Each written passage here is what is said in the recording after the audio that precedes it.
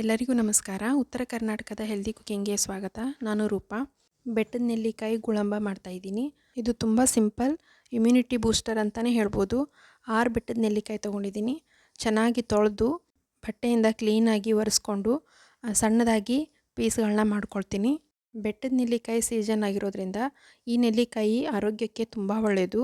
ಇದರಲ್ಲಿ ಬೇರೆ ಬೇರೆ ಪದಾರ್ಥಗಳನ್ನು ಮಾಡಿ ವರ್ಷಾನುಪೂರ್ತಿ ಸ್ಟೋರ್ ಮಾಡಿಟ್ಟು ತಿನ್ಬೋದು.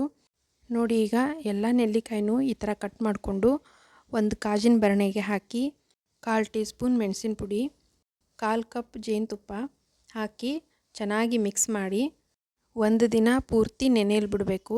ನಂತರ ಡೈಲಿ ಒಂದೊಂದು ಪೀಸ್ ಇದನ್ನು ತಿಂತಾ ಬಂದರೆ ಆರೋಗ್ಯಕ್ಕೆ ತುಂಬ ಒಳ್ಳೆಯದು. ತುಂಬ ದಿನಗಳವರೆಗೆ ಫ್ರಿಜ್ಜಿನಲ್ಲಿ ಇಟ್ಕೊಂಡು ತಿನ್ಬೋದು. ತುಂಬ ಚೆನ್ನಾಗಿರುತ್ತೆ. ಈ ರೆಸಿಪಿ ನಿಮಗೆ ಇಷ್ಟ ಆಗಿದ್ದರೆ ಪ್ಲೀಸ್ ಲೈಕ್ ಮಾಡಿ, ಪ್ಲೀಸ್ ಸಬ್ಸ್ಕ್ರೈಬ್ ಮಾಡಿ, ಬೆಲ್ ಐಕಾನ್ ಪ್ರೆಸ್ ಮಾಡೋದನ್ನು ಮರಿಬೇಡಿ. Thank you.